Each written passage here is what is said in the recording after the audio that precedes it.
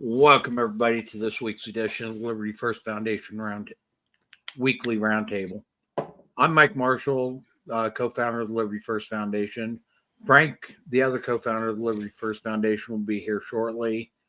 With me tonight, I've got Donald Grimm, Live Free, Fight Well, Liberty First, and Michael Vasquez from No Soundbites Allowed. Welcome, gentlemen. How are you guys tonight? Hey, I'm doing well. How are you guys doing? Doing good. So Washington is in an uproar. All this week we've been hearing about from Democrats how we are in a constitutional crisis. How dare the executive department do that? Well, quite honestly, we've been in a constitutional crisis for generations, with a Congress with out of control spending. Trump has been the only president that's actually, Reagan attempted to, that has actually taken action to shrink the size of government and to actually do what the Constitution requires. So the constitutional crisis isn't coming from Trump. The constitutional crisis was there long before Trump took office, even in his first term. Yeah. But this is no surprise for any of us. I mean, we knew this. This is why Trump got elected specifically to be transparent, to live up to the campaign promises, to do what he told the American people and what the American people have been asking for. And Democrats hate it. They absolutely do, because they're losing control. And they're losing control over the people. They're losing control over their kickbacks. They're losing control over their ability to just spend. And I mean, honestly, I want to see the documents of these programs where they've spent $15 million on condoms for Gaza. How much of that? I thought it was 1.5 million. No, it's 15 million. Yeah. Okay. In total, like for everything. So I'd like to know where that $15 million actually went. Did it actually buy condoms? Or how many people got kickbacks from that? You want the P. Diddy. Okay. On top of that, okay, if it did buy all those condoms, that would be a lifetime supply for every person in Gaza. Well, no, there's 2 million people. That means half of them. So that's 7 million men, plus minus. They wouldn't use it. It's a couple years. Remember, they have to replace all their Hamas fighter losses. So they got to rebuild their fighter base. And they are busy at which would make you wonder, why do they need condoms unless you're trying to get rid of Hamas? That's the long form, but $15 million worth of condoms. Yeah. A big box of condoms costs what, $30? Well, here in the United States, I don't know, but here's my problem. It's not even that we gave that. Why are we giving them? Same thing with the trans opera, the same thing with the DEI project in Serbia, the comic book LGBT trans comic book in Peru. This is all money and programs that have nothing to do with America. We were funding college students in Southeast Asia to go to school in Southeast Asia because of DEI. That has nothing to do with America. We're taking American money to fund other countries, other people in other countries to live their own lives. It's got nothing. It's not national security. It's not in the U.S. interest. It has nothing to do with us. Why are we wasting money? That's money. People want to talk about, well, I got to feed the kids here in America. We got homeless on the streets, including our veterans. We have people who are defecating on the streets. We have people who are being overdosing on drugs. We've got roads and bridges. We've got lots of problems. Why are we spending money, which is making the poor people? Remember, every dollar we print means you are that much more poor, and we are spending billions, if not trillions, on other countries to help those countries. Has nothing to do with American people. Why am I getting poor to do something in another country that I never voted for and that Democrats hid from me on purpose? Why are we doing this? And this is why Democrats don't want to speak about it. Hey, Peace. Hey, John. Now, what I was trying to get out at, okay, is yes, we shouldn't have been buying condoms for Gaza. But to get back to how outrageous the amount that was spent is another thing that I was trying to point out. Right. Okay. Regardless of whether or not we're supposed to be buying condoms for Gaza or not. Okay. Let's say there are 7 million. Actually, what is the population of Gaza? Crazy. Of Gaza, about 2 million. Population of Gaza is about 2 million. But here's my thing, Mike. Okay, it's 2.14 million. Okay. Yeah. So half of that being men. Okay. Condoms are about a dime.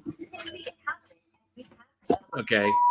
When you buy them on Amazon, 144 pack is 31 bucks. Started to get weird. We got feedback. Okay, we got so we're background, looking Frank. a dime per condom. $15 million. Yeah. I don't care if Okay, we that's spend a lifetime supply of condoms. 50 cents is too much. That's my point. It's 50 cents. I don't care how many condoms. They could have given them a handful of used condoms. You're I don't missing my care. point, Mike. Yeah, that is the You're point. missing- I'm no, agreeing you're with you. missing my And I'm point. just outraged. They did spend $15 million on condoms. It went into other people's pockets. Absolutely. But Okay, that's my point. right. Okay, the amount is so astronomical that there's no way in hell it's spent on condoms. But my thought is, it's not the money. And I understand what you're saying. It's not even that we're giving them, it's that we're giving them money, that they had the idea that we would give another country any money that isn't directly in the best interest of the United States, that they cannot explain a way that this connects to national security or the best interests of America. Well, I don't care what the excuse is for why and they my gave point it. isn't even that they gave. My point is this money it's U.S. aid was nothing more than a slush fund to Mhm. kick stuff back. Yeah. Okay, that's all it was. Mhm. Okay, Yeah. and that's why Democrats are in such an uproar about it. Yeah, and they're the ones that are actually creating. They're the ones that have created this. If there's a constitutional crisis at all, they're the ones that have exacerbated the problem. Because a lot of the powers of the presidency that Trump is able to wield today was put in place by Democrats. I've Biden- got something going on. I will be right back. Right. Joe Biden used those powers. Obama has used those powers. So what Trump is doing is not out of the realm of what other presidents have done before him. And Trump had, even in his first term, Trump was very careful to make sure that he consulted lawyers before he did anything to make sure that he wasn't out of the bounds of his constitutional authority. Oh no, he's doing everything absolutely legally. I have no problem with that. I Exactly. understand he's being very legal. But that's Before one of the contentions that the Democrats are making, is that the many of the things that he's doing are illegal and against the Constitution, but they're not. Oh Not yeah, Not unless you go back and you look at what was legislated to the executive branch by Congress when it was largely Democrat controlled, and they gave the executive branch more power because their candidate was in place. They always do this. And on the other side, the Republicans never repealed anything. So you're looking at a dichotomy where it's always expanding power of the central government, and nothing ever gets rolled back, which is why we at the Liberty First Foundation keep trying to tell people we need to go back to the Constitution. But here's the thing. Let's walk through it in the most logical way. For all of the people who are anti-Trump, they hate MAGA, they don't know anything about this except what they see in the headlines. Let me debunk it for them. And it's real simple. Joe Biden and many presidents before him used U.S. aid. They had discretion. They made the overall spending priorities. Okay. We want to give money to Hamas. We want to give money in Southeast Asia for kids to go to college. They want to improve or increase the amount of DEI around the world. These were initiatives created by the president because they have authority over the spending at U.S. aid. Not necessarily each and every program, although probably, but specifically the overall theme of the spending. Trump, who also is the same executive office, still has the same authority over U.S. aid, as did Biden, as did Obama, and go down the line. And he's using that authority to end that spending, which is completely part of the executive branch. In fact, almost everything that he's gone out and cut the funding for has been through the authority of the executive branch for departments in the executive branch. Mm-hmm. He hasn't done anything illegal. They just don't like it. And they're forgetting, and they're making sure people don't think, wait a minute, the same authority that Biden had to spend the money that they claimed was his authority to spend the money is the same authority that Trump is using to stop it. They just don't want us to talk about this. They don't want us to see this. They want us to be silent as they move down, they kick it all down the line, status quo, maintain their power over us, and they get to live their lives with their kickbacks from donors. This is insulting to every American. The more that the Democrats are saying, no, we need to go back to the way it was, the more we have to protest this. And that's why I'm glad we have this program to do that. So I have a question for Marshall then. When they talk about how Congress has the power of the purse, right?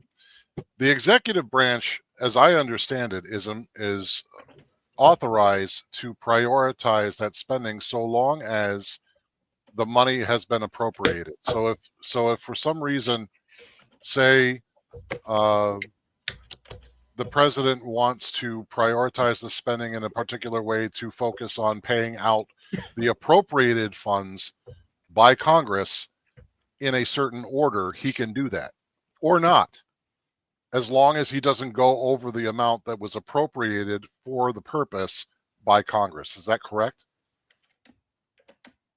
Okay, here's the thing on the spending. Okay, most of the spending that's being targeted wasn't directly appropriated or apportioned by Congress. Okay. It was set as quote unquote discretional spending by USAID. Okay, they budgeted X number of dollars to USAID and basically said, USAID, you spend it how you want to spend it. And that's literally what's going on with most of our departments and agencies and government bureaucracies. Right. Is Congress doesn't actually look at the things that these departments are spending money on. They give them a large sum of money and say, okay, that's yours. There are some line items that Congress does directly apportion money for, but the most of it is, okay, you're given this budget, you spend it how you how you think you need to. And that's what DOGE is actually going after.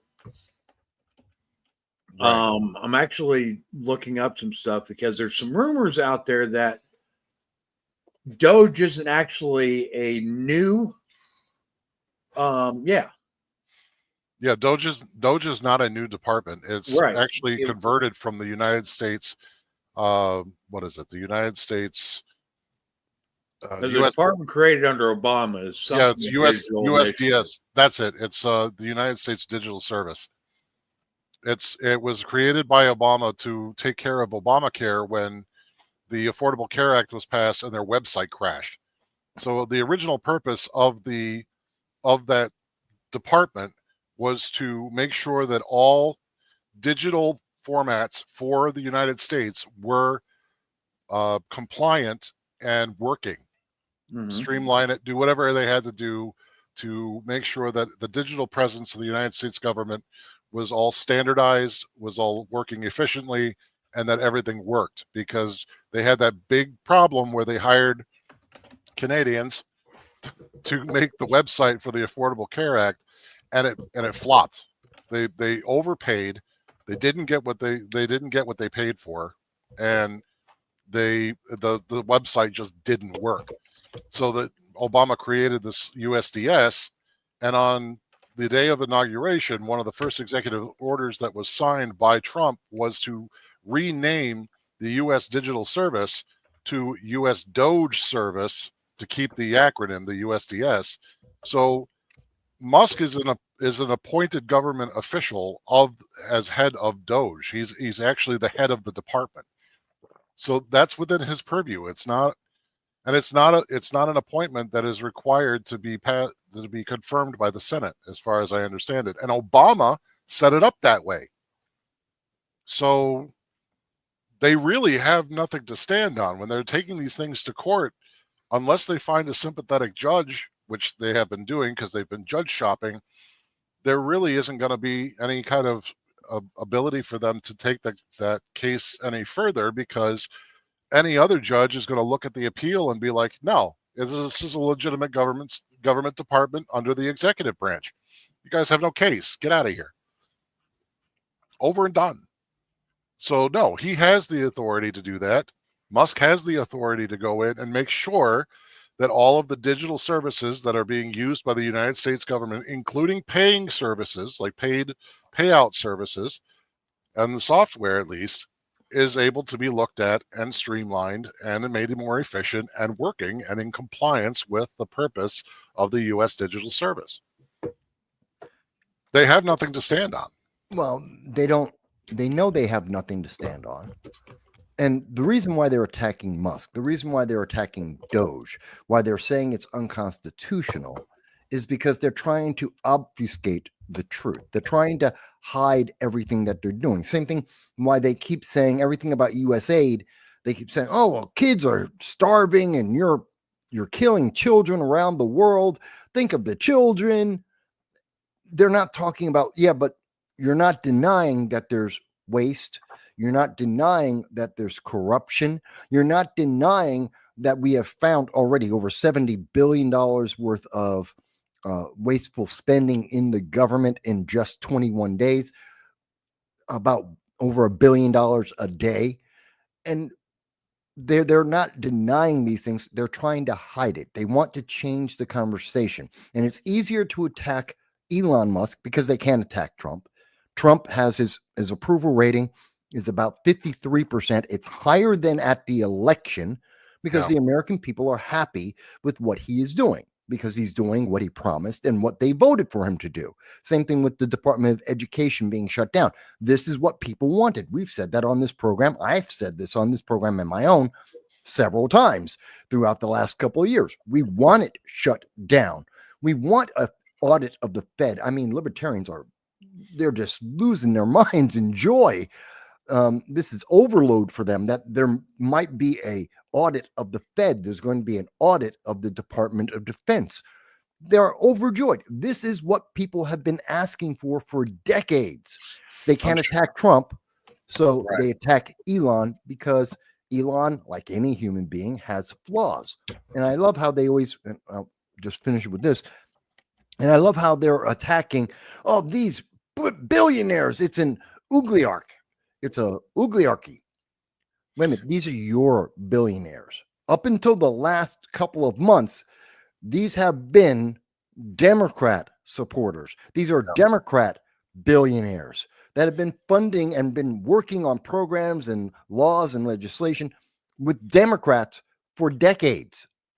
These are their people. They're pissed off because their people switch sides, because they don't have the beck and call of all these billionaires filling up their election coffers. And that's why they're upset with the billionaires. That's why they're attacking them now. They had nothing to say when these billionaires were silencing people's First Amendment rights. They had no problem with that. Matter of fact, they were rewarding them.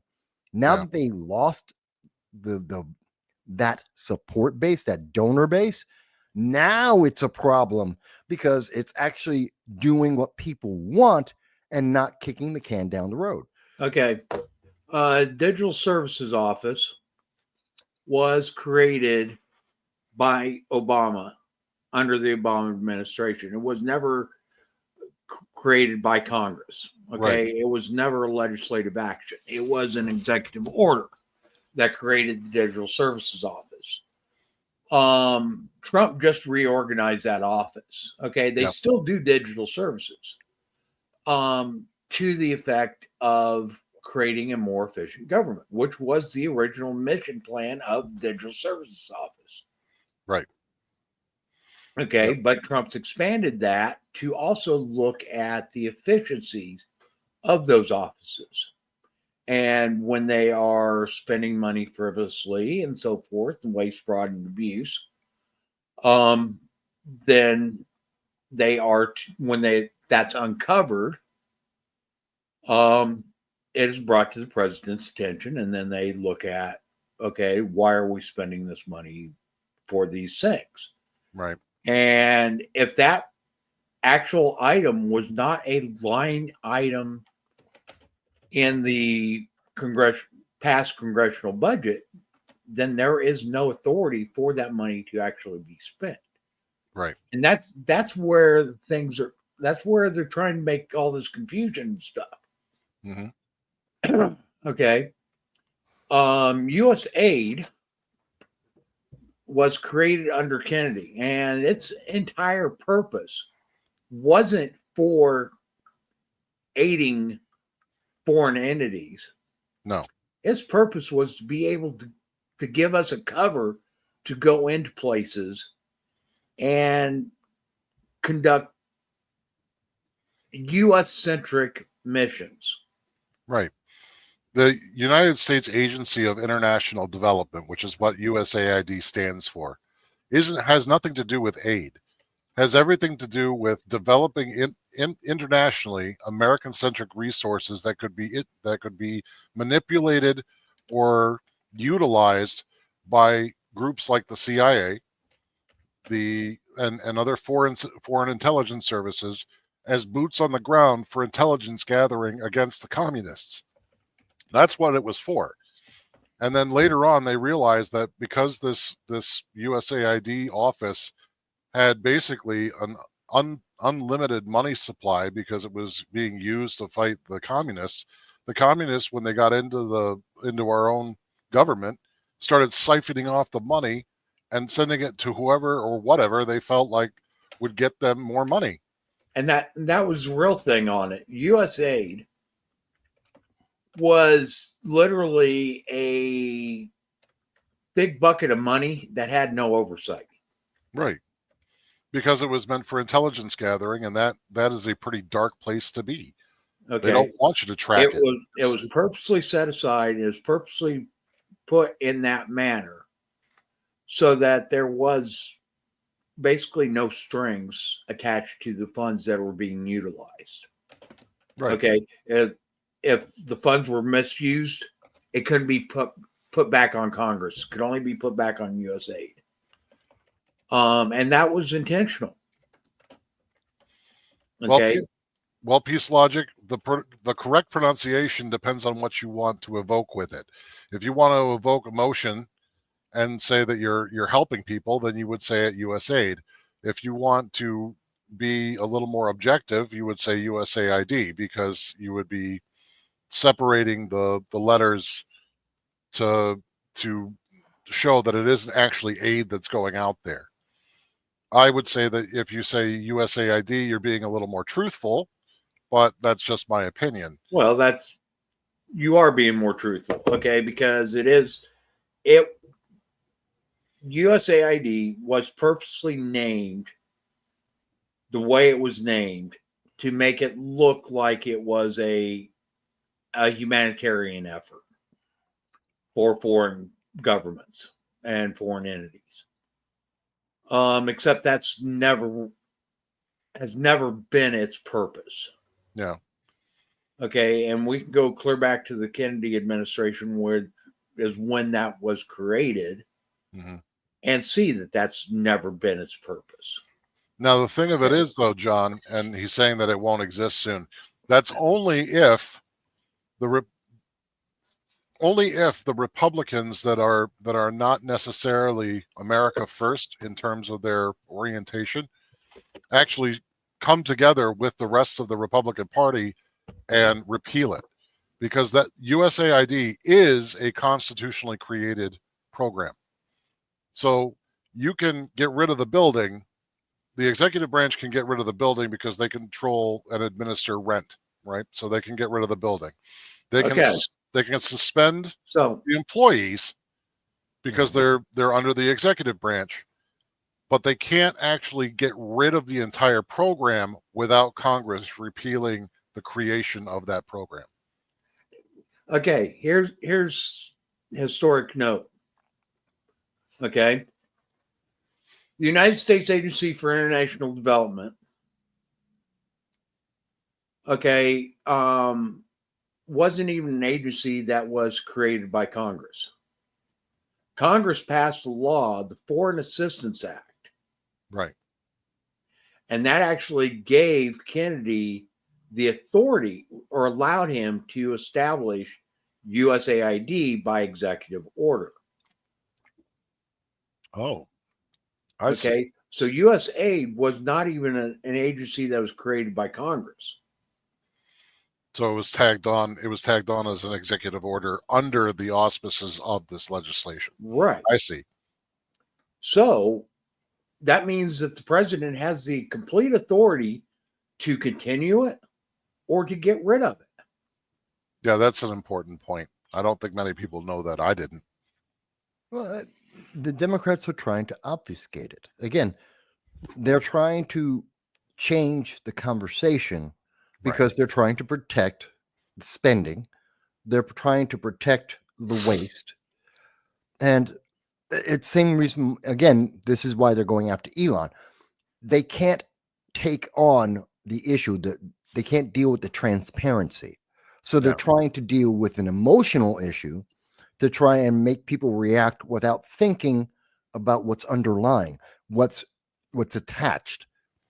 And they're trying to overshadow all of the things that, I mean, when people found out that we were spending money on buying condoms for another country, when we were putting on operas in another country, when we were paying for the entire tuition for college of people in another country to go to school in another country, people lost their minds. The American people were like rightfully outraged because this is wasteful and it's disrespectful, and they were never asked their permission. And so the Democrats have to word this in a way that adds confusion. They're trying to put back in the smoke and mirrors, the illusion and the confusion that existed before, so that they can continue to do these things. This is only the tip of the iceberg in terms of the amount of corruption and waste and I would say illegality that has been committed against the American people for decades. I need to actually go back. Okay. Kennedy did create USAID. Mhm. In 98, Congress passed a, let's see, what was it? In 1998, Congress passed the Foreign Affairs Reform and Restructuring Act, and it's established USAID as an independent agency. So they codified an executive order. Right. Okay. Okay. So USAID actually ended up becoming its own separate entity. Okay. So at that point. then the same premise applies then, that he can suspend it, he can remove its buildings, but he can't actually abolish it without No, Congress. that has to come through Congress. And honestly, right now, that could happen. If it could get through the Senate. Yeah. So what we're seeing on the screen here too is not just the fraud that we're seeing through USAID and the hidden payments, but it actually turns out that as they were going through the books, they found out that there was about $516 billion that has been paid on programs for which there is no authorization, as it says right in the article here. From expired and expiring authorizations of appropriations for fiscal year 2024, the CBO observes, and I'm quoting here, historically, House and Senate rules restrict lawmakers from considering an appropriation if it lacks a current authorization. Nevertheless, CBO estimates that $516 billion was appropriated for 2024 for activities with expired authorizations. So Yeah. they never turned the faucet off. No. They just were like rubber stamp, boom, on the omnibus bill. Boom, there goes the money. And where does that money go? Well, remember, we have seen that there is consistent funding. The Treasury, we know, as revealed 2 weeks ago. And I know so much has happened, many people have forgotten, but DOGE revealed to us that the department in the Treasury Department that funnels all the money, outgoing money being spent by the United States, they were authorized and required that they never question a payment. They never stop a payment. Remember that 2 weeks ago? That we are funding terrorism around the world. Checks are going out to fraudulent agencies, to terrorist organizations, wasteful spending, and there is no check or balance because there's not supposed to be. It's just pay it. Just give them the money. Don't ask questions. Don't worry about the illegality. Just do it. And that's why we see this $516 billion. Think of what we could do with that much money. If even only 10% of it is actually wasteful spending, and we know it's way more than that, then how much could we help the American people and fix the infrastructure of our country if we just didn't spend that money? If we just had someone checking it going, hey, maybe Hamas doesn't need 15 million in condoms. Maybe we don't need to put on an opera for DEI. Maybe we don't need to have a comic book for LGB and DEI in Peru. Maybe we could spend that money a little bit better in the United States. Maybe there's some people, kids who are hungry, homeless veterans. Maybe there's something better we could do here with that money. I don't know. It's an idea. And that's the whole thing. Okay. Is USA was literally, like I said, there was no oversight on it. Right. They were given a big bucket of money and said, okay, here you go. And nobody questioned what they're doing with it. Nobody audited them. Nobody looked at it. Okay. Because a good majority of that money was going to foreign intelligence services. Okay. It was our means of the CIA to conduct black operations.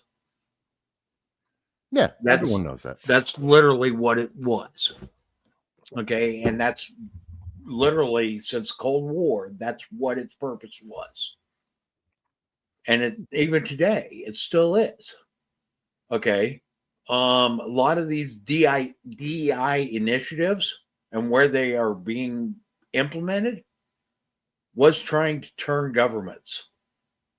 Yeah, but that's just like the foreign aid we've given out. And it's a highlight during the Biden administration. We gave $200 million to Pakistan in foreign aid out of a $2.6 billion foreign aid package. We're giving $200 million to try and put in DEI policies or teaching in the colleges in Pakistan to try and convince the Pakistani people to beat California. Mm-hmm. We knew the money wasn't getting out there. You could go into Pakistani colleges, not one student would go to it. That was an empty room, and it was supposed to be, because the money instead would go to the Pakistani government to try and influence some of their political leaders and the decisions they were making. It was a bribe. It was a bribe that they used the face of, we're women's rights. We're protecting women's rights. Pakistanis don't care about California's image of women's rights. Pakistan doesn't care about America's image of DEI. They don't care. They're not changing their culture, their entire society, because California would feel better. They don't care, but they'll take the $200 million and a couple of politicians will buy a new mansion for themselves. And when America says, but would you consider this political leverage? They'll be a little more inclined to say yes, because you know what? We got next year, there's another foreign aid package that's going to be put out there. We're going to spend another couple $1 billion. And we gave 200 million last time to Pakistan. Maybe they'll get 200 million more. That's the deception that's been going on. That is now being really put in front of people's faces. And I think that's why the Democrats they're completely lost. They have no idea. And, well, here's one other thing. Okay. Congress does control the purse. Mm-hmm. Okay. Constitutionally. But what that literally means, and I don't know why the hell I'm having so many problems with my camera tonight. Can we go back to the main screen? Yeah. What that means is they are supposed to literally debate and determine what they are spending the money on. Yeah. They're not just supposed to give out buckets of money to various organizations and so forth. Yeah, but that's various agencies. They are supposed to go through the budget and say, okay, DOD needs money for this. And the DOD is supposed to present to Congress exactly what it's going to be using the money for over the next year. Which then they could be transparent with the American public and say, hey, we need this for the X amount, these programs or these materials. But they don't want the transparency. And they've made it so that with the help of the news media and then social media, strong-armed, some of them were strong-armed, like we saw with Mark Zuckerberg, according to what he said. And some of them just went along, like the former owners of Twitter and now Blue Sky. Many of the news agencies, which are 85% left-leaning, they purposefully didn't ask questions. They didn't put up a resistance. They were supposed to. That's the whole purpose of journalism, to be the fifth house of the government, to be a watchdog. Journalism is supposed to be a means of holding our government accountable. Right. They're supposed to. They're not a fifth branch or anything like that. They are the people's means of holding our government accountable. Yes, that's what they're supposed to do. And that means they ask questions, not based on the political preference. I will be right back. I'm going to try rebooting my computer. Okay. So that's one of the big problems that we've been seeing. And as a result of all of this, we're now seeing that there's disarray and Democrats don't know what to do. I mean, they're so desperate right now that Stephen A. Smith, an ESPN sportscaster, an entertainer, is now saying that he's going to run, or he's considering running, for the presidency in 2028 because Democrats are scraping the bottom of the barrel. And Stephen A. Smith, well, he's black and he's in entertainment. He's just like Oprah when they put Oprah up in 2028. So that's a great distraction. And he's got the right check boxes. And this maybe people will pay attention to that. And maybe he even gets some interest. And that'll buy them enough time to figure out what they're going to do. Because this is all about trying to put the American people back into the box that they had us in. Yeah. We didn't know. Our eyes were closed. The wool was pulled over our eyes. The smoke was right in front of the mirror. And they knew it. And they said, oh, we can get away with anything because no one can figure it out. They can't ask the question. And if someone asks a question, it'll never be reported anywhere that people will be able to find because the Google algorithm won't show it to you. YouTube will suppress that channel, if not delete it. The social media will say, nope, you can't touch that story.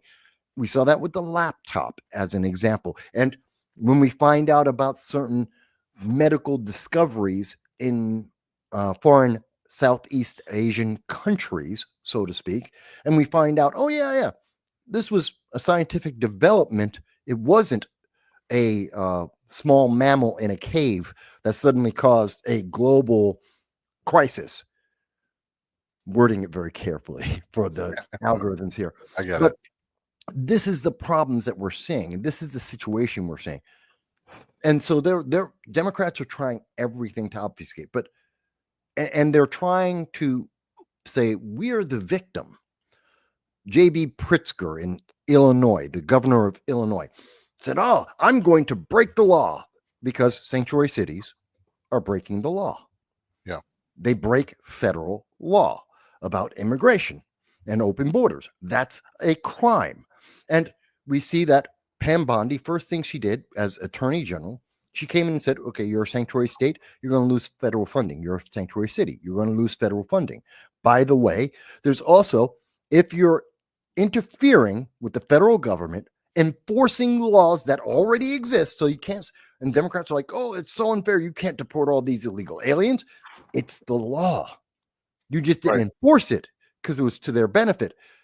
And just before we came on, I don't know if everyone saw this. Let me show you guys the latest news for our audience. I think this is breaking news at this moment. Pretty sure it's breaking news right now. And we can see this is from Newsweek.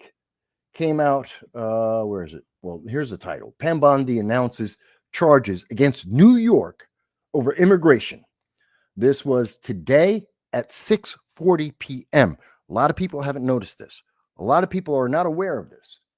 So because the New York State is out there and they are breaking the law, willfully being a sanctuary state, breaking the law, they're finally going to be held accountable. We're finally enforcing the law that exists.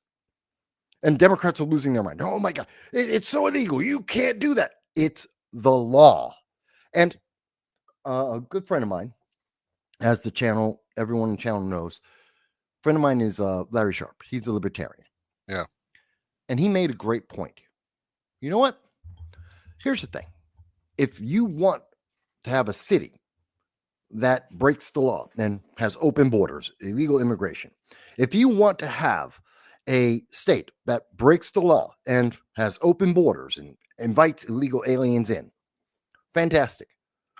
Why should the American government pay for it? Why should the American people everywhere else pay for it? That's your problem. You're asking for that problem. Part of the consequence of that, besides the fact that it's illegal and therefore you can be and should be punished by law, is you don't get the money. Yeah. Because that's not what it's there for. We do not reward criminals for their criminal actions. That includes governors and mayors across America. You broke the law. We're not going to give you money. We're not going to reward you for breaking the law. I think that's pretty straightforward. And that's why part of the reason why Democrats right now are losing their minds. Because they're being held accountable like any other American citizen, I believe. Does anyone disagree with me on that? No, I think that's a pretty accurate accounting of it. Just to go back briefly to your point, Mike, about what we could do with $516 billion, and you talked about infrastructure. Mm-hmm. one of the biggest problems that we have right now is that we're having an energy crisis, right? So if we have an energy crisis where utility bills are going up, especially in states like New York, where Hochul's manipulation of the state utilities, like the utility companies in the state, Mhm. we could actually we could take that $516 billion and we could build 57 1100 megawatt nuclear power plants as of a study done in 2008. Now that might go down. You could maybe get closer to 50, but still, that's a lot of power that you could get for $516 billion. Actually, it's cheaper than that. You can build a thorium reactor for about $2 billion. So that's more than. Huh?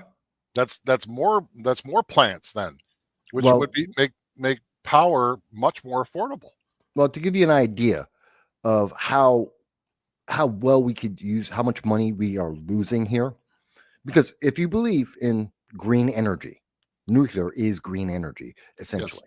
It's one of the cleanest forms of energy known to man at this time, and it is the most reliable. That's a fact. That's not even disputable. It is a fact. And if we were to go and use thorium reactors right now, it takes 9 thorium reactors to, and they're questioning this right now in the United Kingdom, Britain. They're considering building 9 thorium reactors for $18 billion. And that'll put enough electricity for the entire country. The Yeah. United States, about 3 times as large as as England. So we're talking about roughly 36, 48 in that range of nuclear reactors. We already have reactors. We already have some other forms of energy. So somewhere between 24 and 38 thorium reactors is all we need to fund, to fulfill all the electric needs. So if you want to have electric vehicles, you want to have electric scooters, electric buses that catch fire and incinerate people. If you want to do that, that's all it takes. That's not even $100 billion, and that would make so much. I mean, it doesn't make any sense. Yeah. What's up, Frank? I've been quiet because I've been sitting here eating. Yeah. And listening. I hope it was good. Yeah. Anyway, What was the number that we're talking about? $57 billion? $516 billion. Yeah, $516 billion that's been illegally spent. $516 billion. Okay. Okay. Yeah, All right. it's spent illegally by Congress for All right. programs. Now, that what else? expired. But we're sitting here debating what else could we do with it, Right. right? If How about give it back to the fucking people you took it from? Yeah. That would be a great How idea. about that's the number? How about that's the only thing we ever consider doing with it? And I'm going to tell you why. And I'm going to tell you why, because when I hear, oh, let's build this, let's build that, let's build something else. You know what I hear? I hear the Verrazano Bridge and how the taxpayers paid for the bridge. And then they were told they'll have to pay a toll until the balance of the bill for constructing the bridge is complete. And then we're going to get rid of the toll. And we never got rid of the toll. People keep paying the toll, and they're paying the toll today. So my question is going to be, why the hell would we take all these billions and billions of dollars that have been illegally taken from the citizens of this country, give it to the government so they can build power plants that will then, you would assume it's taxpayer dollars building the power plants, that the power plants would be owned by we the people. But it's not going to be. No, they're going to be turned over to some private corporation who's going to then charge us money to deliver the power from the plants that we paid for. Yeah. That's true. I don't want government building our power plants. I don't want the government involved with that. I want private industry to say, here's a need. We're going to invest our money that our shareholders invested with us to develop these plants, and then we'll produce power, and then we will charge people accordingly for the delivery of that power. The word taxpayer should not fall anywhere into that. It That's a is good not the point. federal government's business to produce power for anybody and then have us what? You're going to take my money to build something and then charge me money to use what you took my money to build. I Yeah. own it. I own it. That's property taxes in reverse. No, that's How right. about the federal government stop spending money on crap it shouldn't be spending money on and stop taking it from the American people and get back to being what you're supposed to do? Protect the general welfare of the United States and protect our borders. That's what you're supposed to do, federal government. Nothing more, nothing less. Leave us our money, leave us the hell out alone, and stay out of our lives. Stop sending money to every other crooked friggin', dictator around the world and leave us be. And maybe we wouldn't be $3 trillion in debt. Maybe we wouldn't have $170 billion sent over to the Ukraine that the Ukrainian president says he can only account for 70 billion of. Yep. Where's the other $100 billion? Nobody knows. Why is the Pentagon every year $1 trillion they can't account for? Oh, bad. How about stop spending our friggin' money? How about stop spending it? And then when the money that you do spend, account for it. And if you can't account for it, you're fucking fired. How about that? Yeah. Well, And if firing ain't good enough for you, charge him with treason and hang the son of a bitch. I'm tired of the American people getting treated like this. We are being robbed day by day by day by nameless, faceless bureaucrats in this government who are not thinking about the American people. They're thinking about themselves. And whatever foreign investment is being put into them by every other nation in the world to put them ahead of us, that is treason. Yeah. That is treason. Punishable by death. Yep. So I am tired of this. I want DOGE to go in and we had this discussion when I said burn it all down. Burn every bit of it down, and whatever's left in the rubble, smelt it down, get the gold out of it, and give it back to the people. Because that's all that's left. There's nothing there. There's nothing there. We've been in this charade for 75, 80 years of the government is doing for you. The government has not been doing a damn thing for us. Prior to 1913, we had cities growing like crazy. We didn't have potholes in our road. We had a military that could defend the people. Our borders were secure. And then they figured, well, how do we get more? Well, let's institute the IRS and start taxing everybody. Where did all of that money come from before? Tariffs, from trade. Yeah. From taxing products that were coming in and out of the country. That's where it came from. The bird didn't fall on the American people. The country was built on consumerism. It was built on the whole goods, services, needs, and that was it. It didn't have nothing to do with the federal government. The people built the government. The people did it, not the federal government. Okay. Back in 1913, prior to the income tax, government operated efficiently. Government operated within its means. Right. Government wasn't this expansive, out of control entity that it is today. Okay, what has literally allowed this government to get so out of control is the fact that it did start taxing people directly. Right. And why did it do When it's that? indirect taxation, people had a little more control over it. Yeah. And if you go back and you look at our history, what followed along with the IRS? World War One. And what happened during World War One? We got out of that nation building. That's with this idea that we were going to rebuild all of these nations that were plundered by America's enemies overseas, and it was now our responsibility to rebuild every shithole in the world back to where it was before they started the problem. Interesting point on that, okay, is the League of Nations, which ended up being a joke. Okay, it was ineffective, is actually worthless. Yeah. And it actually started the events that eventually led to World War II. And then out of World War II, we got NATO and the UN. Yeah.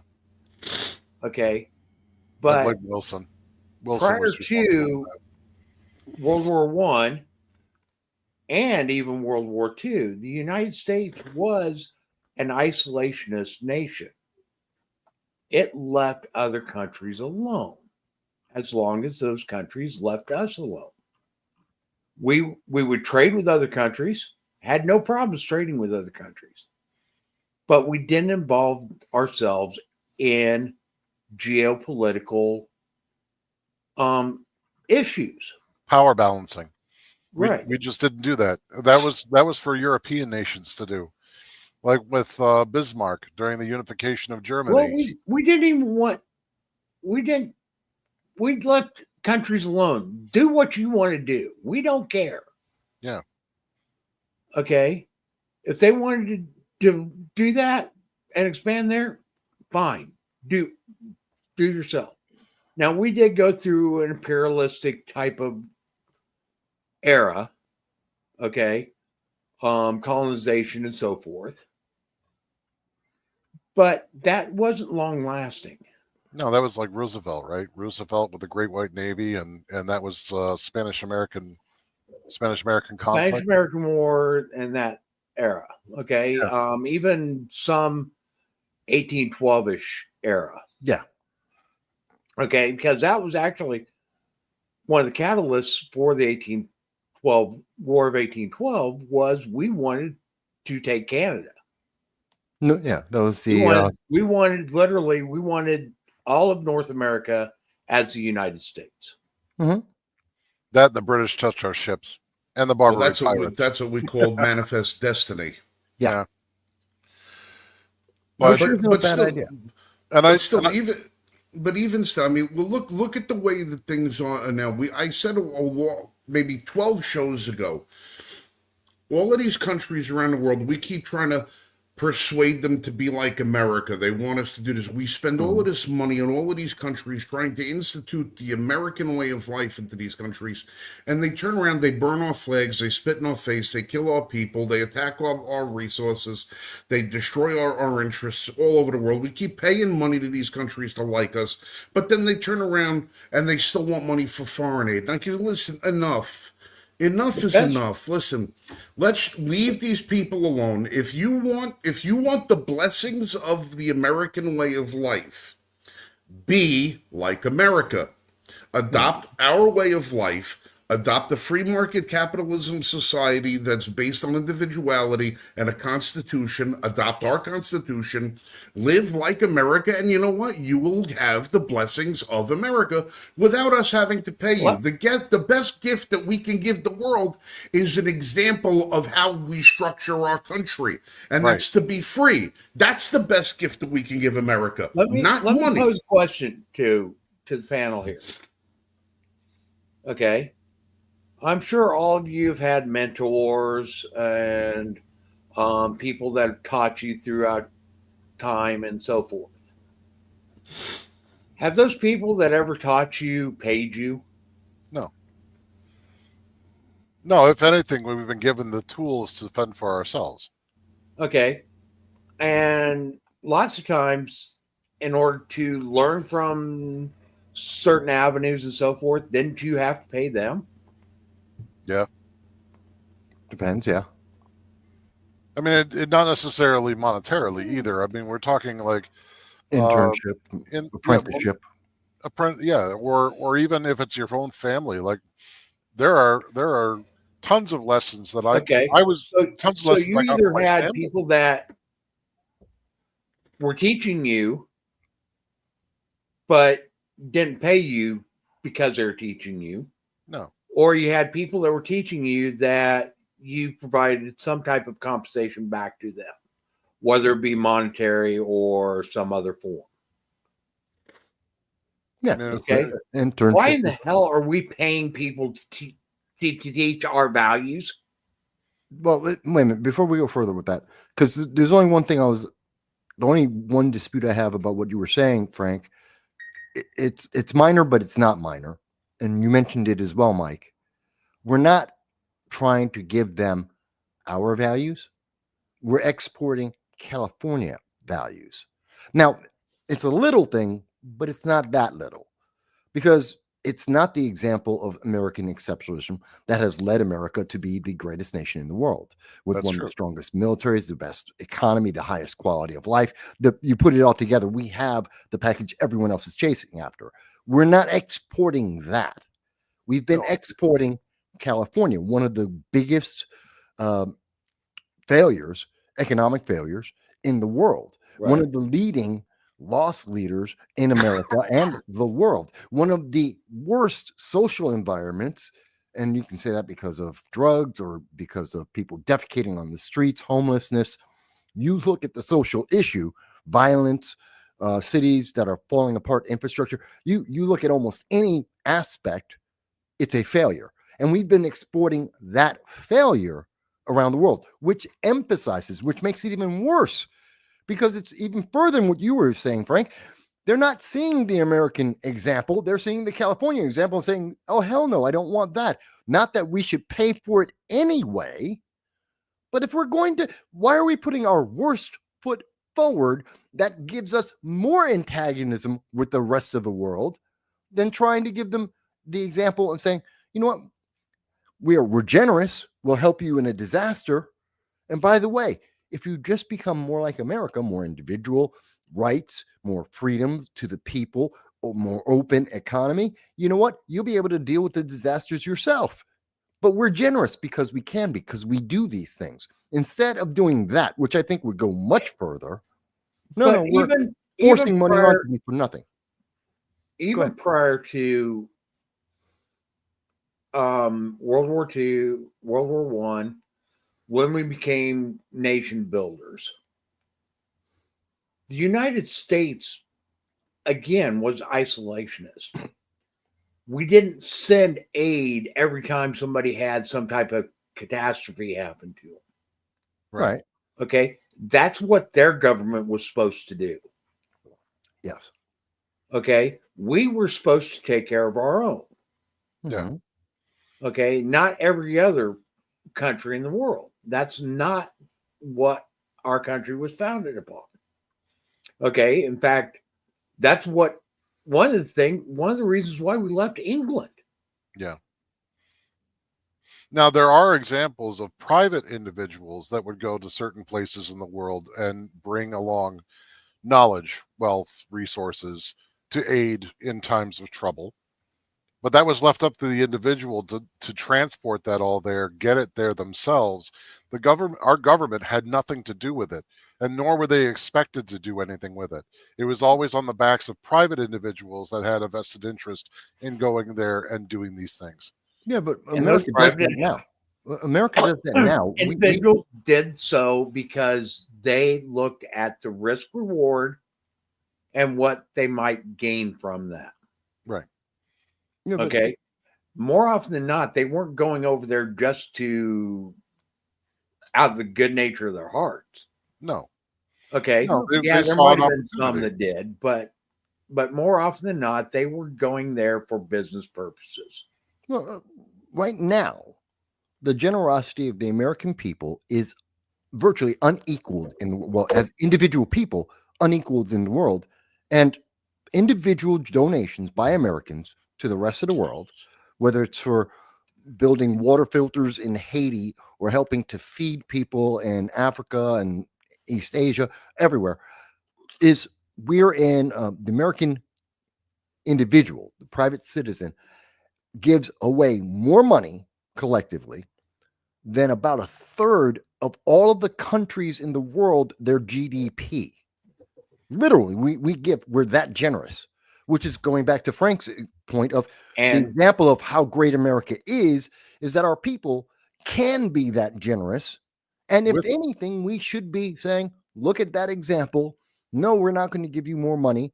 By the way, we'd have to go to Congress and tell the public, hey, do you want to spend money on this foreign disaster? Remember last year, end of last year, we gave $157 million in October to Lebanon.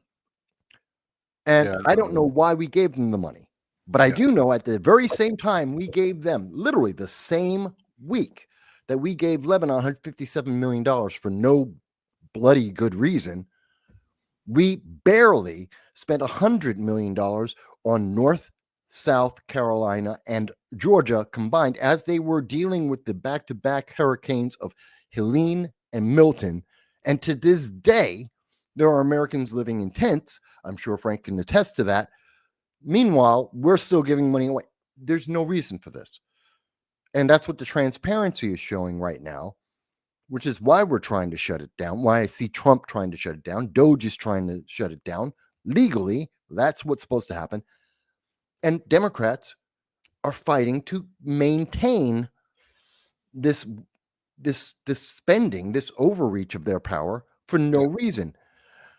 The only thing that scares me is that there are going to be, because of the news media and the way they're presenting it to the public, the way they're trying to push this message that it's illegal when it's not, that it's somehow not aiding to corruption in the United States and around the world, because they're trying to make this look good and to take away our power, that they might succeed.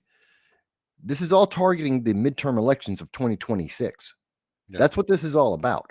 It's part of the reason why Trump is moving so fast, is he's trying to get ahead of that, because he knows Democrats are trying to demonize every single person, every single action he does, even though the American people like it. They're trying to find anything negative to wedge in there so that they can get back some power to stop this dead. That's what the judges are doing. They're trying to slow it down long enough for Democrats to figure a way to spin this that suddenly turns the dial and makes Trump the bad guy, so that they can regain power and they can put this back into the obfuscation so that we don't know what's happening behind the closed, to keep the doors closed and keep the American people in the dark and to ruin our country. Now, to Frank's point, I wanted to say that $516 billion, when I was talking about national infrastructure, I wasn't necessarily saying claw it back to the government and have the government respend it. I'm very much more about it going back to the people and then having them crowdfund the idea of building these plants. Like they go through, like as you say, with private industry, give the money back to the people. Give us back the $516 billion. And then let us decide where to put it. Mm-hmm. That's what should happen. And you're absolutely correct, Frank. And it shouldn't be like the toll roads and the bridges where they build these things and then they continuously extend the toll so that they can continue to collect money for maintenance of the structure. If people want to use it, they'll pay for it. If it needs fixing, people will pay for it. And the fact that we have all this technology for crowdfunding now, it's not like it used to be where you could walk out and you had to hold a bake sale to be able to fund something. You can now put on an online platform a request, and you can say, we're going to need X amount of dollars to do this project. Here's why this is a good thing, and sell the American people on it, and they will give the money for it. A perfect example of this, even when we're mandatorily taxed, the wall on the southern border. Mm-hmm. You guys remember when the GoFundMe or whatever that crowdfunding site that they use, somebody put up a funding thing for President Trump in his first term so that they could get the wall funded while Congress was dicking around. And they managed to, I think it was $17.5 million in less than 48 hours was raised for the wall to buy materials and pay labor. And that's with us being taxed at 33 to 40%. Yeah. Now, if we can get rid of the taxes, go back to a system of tariffs that actually will fund the government to operate, we, the people, can actually take our money and say, you know what? That wall is an excellent idea. I think we need to crowdfund for that. Will you do it? And the people that want it will pay for it. And the people that don't want it, they can keep their money. I'm sure if we got to that point. Okay, crowdfunding's been in existence since the beginning of time. It has. But I mean, the point is we can do it on such a massive scale now that you can do national sized projects and you don't have to worry about incorporating slave labor into it. Okay. Crowdfunding is the stock market. That's Yeah. crowdfunding. Okay. Investment is crowdfunding. Okay. So we don't have to have government intervening in most of this stuff. Right. Okay. We rely way too heavily on government. Yeah. And we have been taught to do so since the Depression era. Yeah. And that is what needs to change. Okay. That was Roosevelt's big thing. Okay. FDR Roosevelt. Teddy Roosevelt helped with the expansion of government. FDR really expanded government and also started making it so that the people would become more dependent upon government. And the only reason result of Well- FDR's intervention and Yeah. making people more dependent upon government caused the Depression to last 10 years. over 10 years. Okay. Some people Yep. say that the Depression didn't end until World War II began. Yeah. Okay. Or until U.S. involvement in World War II began. Mhm. But So, the only reason the government had the money to do that and to focus everybody on the government was because of mandatory taxation. mhm. That was it. The reason the government had the money was because they were bleeding the people dry. Well, I want to. Okay. I'm looking up something here real quick. I think I told this story last roundtable, but it's like what my grandfather was talking about during the Great Depression. When you have government taxing you, and then you are a farmer per se, and you could have weathered the Depression, it would have been tight. But if you owned your property, didn't have to pay property tax, and you didn't have to pay the income tax, you could have weathered the storm, and it would have been over for you in 2 years. Okay. But instead, you had to sell off all your crops in order to be able to keep your property, just to have some place to live. And then you also had to make sure that you could pay the government. Otherwise, they would put a lien on your property. So your livelihood is gone. What are you going to do? You have to get money to pay the government. Otherwise, they're going to take everything. Well, here's something that a lot of people don't know or realize. The federal income tax was instituted in 1913. Correct. Okay. And that took an amendment to the Constitution to even make it lawful. Right, because I had to get over It actually there had been several times it had been tried before, and the court had rejected it. Right, Said it was not constitutional. because of the proportion, right? Because of the proportion tax that they were trying to do. Right. Well, because of direct taxation, the federal government was not allowed to tax people directly. Right. Okay. So that being said, from 1913 until 1943, everybody had to pay their taxes when tax day came around. Right. There was no automatic payroll deduction. Right.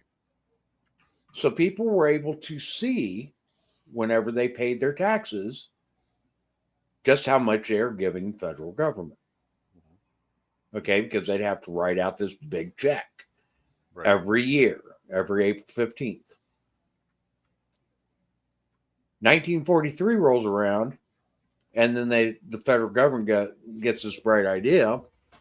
Okay, we're going to start mandating payroll deductions. And now we're just going to take a part of your check every week that is close to what you're going to owe at the end of the year. Right. Okay, so that way you don't have to worry about it. You know what that did? They hid the money. Made it so people no longer paid attention to their taxes. Right.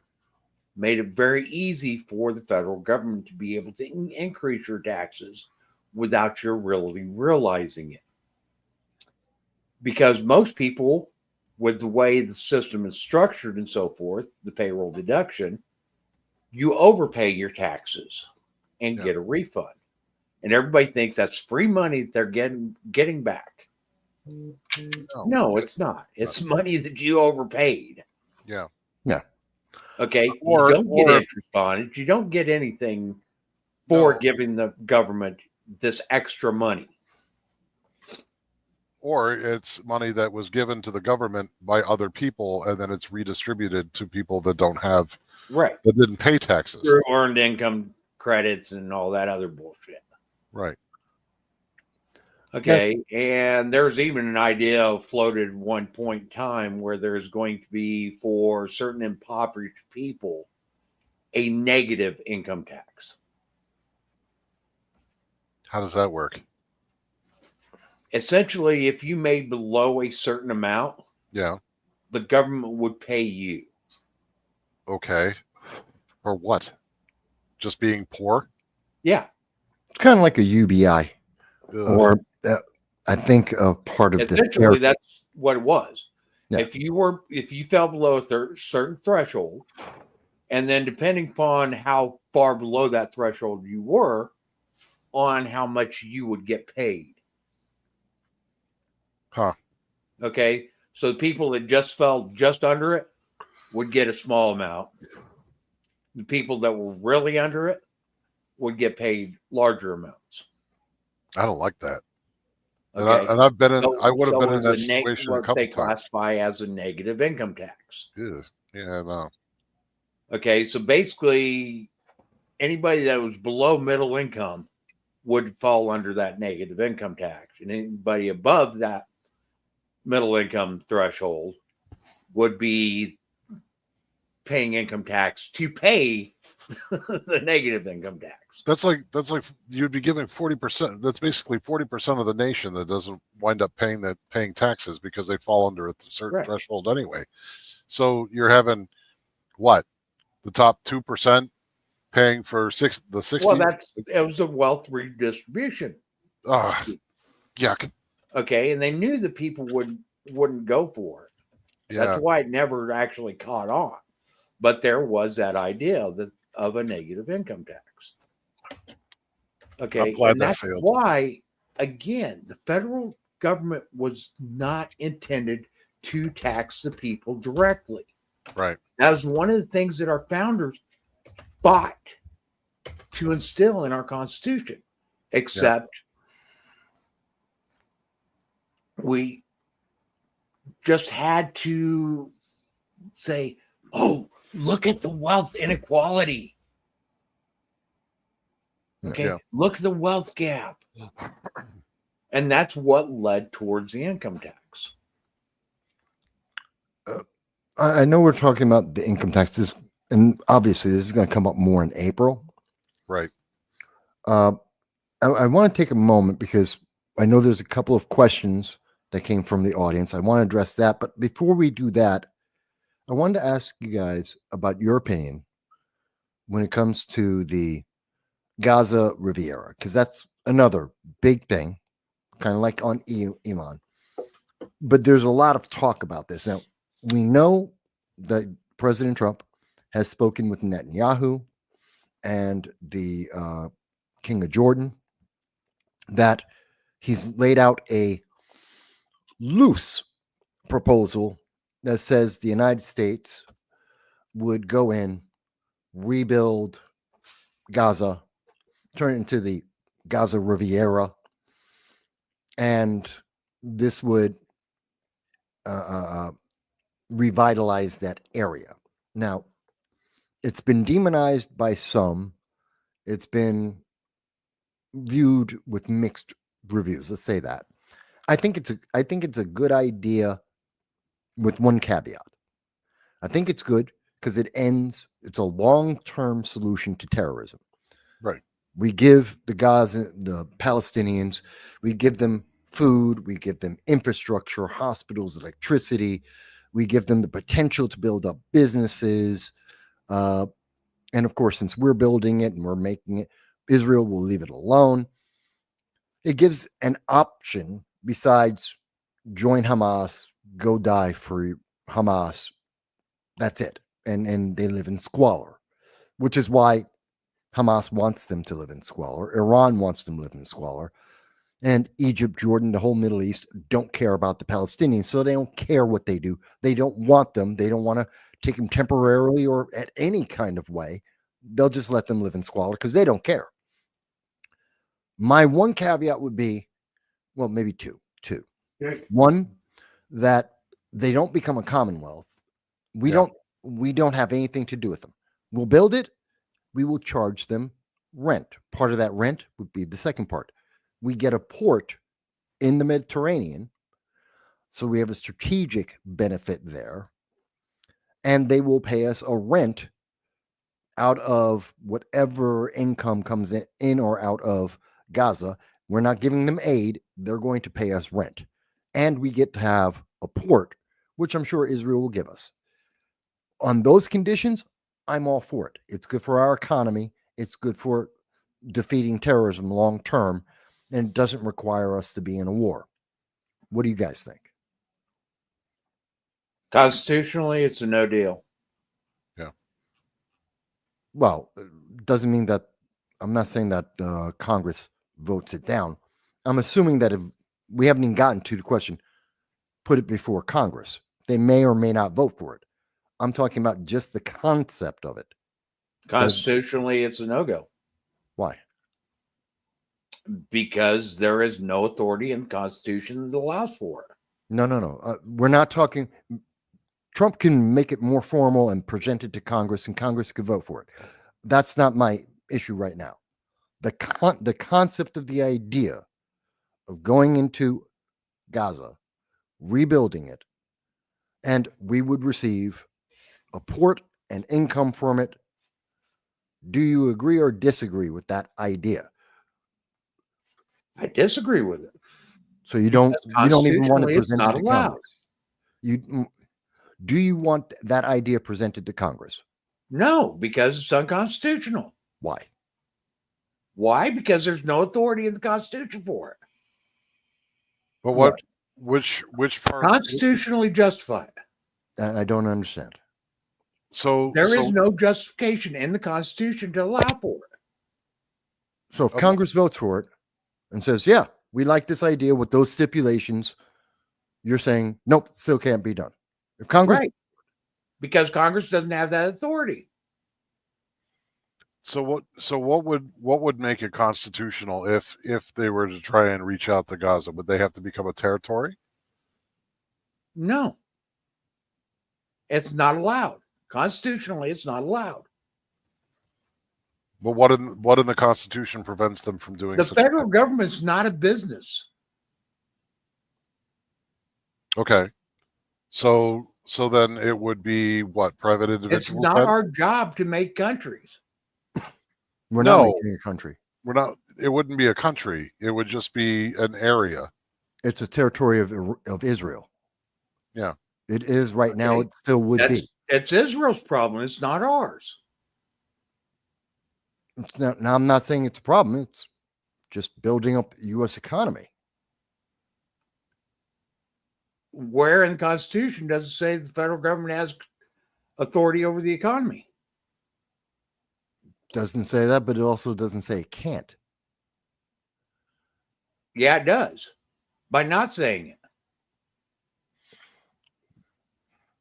No, I think we might be talking. The Constitution says specifically what is allowed by what the federal government is allowed to do.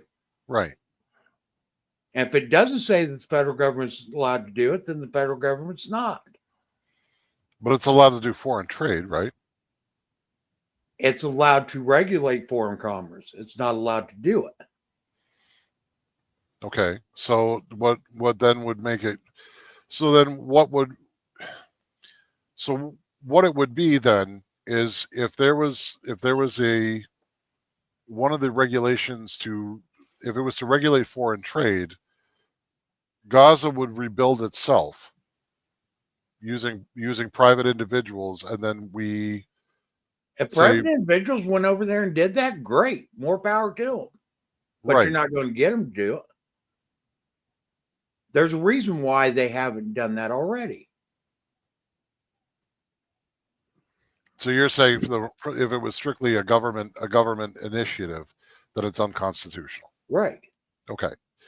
So what basically is happening is Trump is fielding the idea of going over to Gaza, but he's not actually asking for government to do it. He's making deals with Jordan and Egypt, and then saying that private U.S. companies and individuals will go over and rebuild it under his plan, like to whatever guidelines to regulate the trade that would come As out long of as that area. federal tax money is not involved, go for it. That's the point. He doesn't want to. He's not asking, as far as I understand it. He's talking about not using tax dollars to do it. Okay. And as a result, it doesn't have to go through Congress. Okay. So, I mean, the plan, that plan would still be viable, but it can't have anything to do with public tax dollars, Right. and it can't have anything to do with government resources. Right. All right. All That's right. not what he's that's not what he's talking about. Yeah. The last time Trump put out something about Gaza, he was saying that he had a vision for that area, that it was his idea, but Americans would not be boots on the ground for that. That he was going to make a deal with the surrounding nations to rebuild Gaza in a particular image, so that they were offered an opportunity to do something other than join Hamas and bash Israel all day. We're not going to govern it. We're not going to do anything except field Trump, division. you go over there and negotiate such a deal and so forth. There's nothing wrong with that. Okay, and that is fully constitutional. Okay, provided he doesn't enter us into a treaty on it, and provided he doesn't enter us into financial obligations towards it. Neither has been suggested. Yeah. Okay, but if he goes over there and negotiates a deal, gets all those countries working together and whatnot, and do their own thing, then that's totally within his authority. Right, because he's acting as a foreign diplomat. Right. Okay. Okay. So now, what do you think about it? I'm actually with Marshall on that. Like, as long as he's able to go over there and work a deal, and he builds his vision by creating the deal through diplomacy, I have no issue with it. It would be fine. I mean, where are the Palestinians going to go? They have nowhere to go. They have nowhere. They've had nowhere to go forever in recorded Got history. a new host. Yeah, Yeah. that's for the cat. Frank just transmogrified himself into a cat. Yeah. Hi, Frank. Oh, he just did it again. One of the things that I wanted to look at, the chat has a bunch of questions. Well, the first one comes from Peace. Oh yeah, from John. this was the first one, which was, it seems that crime is out of control all over New York. It appears at the same time that Eric Adams is going to switch political parties now that he's been essentially pardoned, for lack of a better word. He's had the charges dropped by the DOJ under the Trump administration. Do you think with a party switch he gets tougher on crime? So, first of all, Eric Adams originally was a Republican who became a progressive Democrat by his own words. That was on CNBC right after he got elected. He's a practical progressive. And now, because he got in trouble for talking about illegal immigration and open borders and begging for more federal money that the Biden-Harris administration didn't want to give him because they didn't want to admit there was a problem, he was investigated. Now he's making the same complaint and begging for money from the Trump administration. And people are wondering, is he going to switch to Republican? My first thought is he's not a Republican. He should be voted out of office because he's inefficient. He's ineffective. My second thought on this is he's never been tough on crime. He doesn't care about crime. Hochul doesn't care about crime. No. Because if they did, they already had the power and already had the opportunity to do something about it. They didn't. So whether they're Republican or Democrat is meaningless. They could protect the people. They could have been more efficient and effective at doing that. They don't care. They're about politics and they're selfish. So I don't care what party he's in. He should be removed from office. So should Hochul. And I want to see someone who would actually do the bidding of the people and protect the people. That's the way I would look at that. What do you guys think? I would say leave the protection of people to the people. If Adams changes parties, it's a political stunt. And he's trying to save a failing political career. That's the reason why he changed parties to begin with. Mm-hmm. Yeah. Okay. He's a hack. He shouldn't be in office. Okay. He shouldn't be in politics. Yeah, he's not effective as a leadership role at all. So no, he needs to go. Changing parties won't change that. He's not going to suddenly adopt an America First attitude. He's still going to hold the same political ideas. He's going to have the same policies in mind. That's not going to change because that's not what he ran on. He's just going to be looking to see if he can curry favor with whomever holds the federal wallet. Basically, he's selling himself to whichever party that is going to take him. Yeah.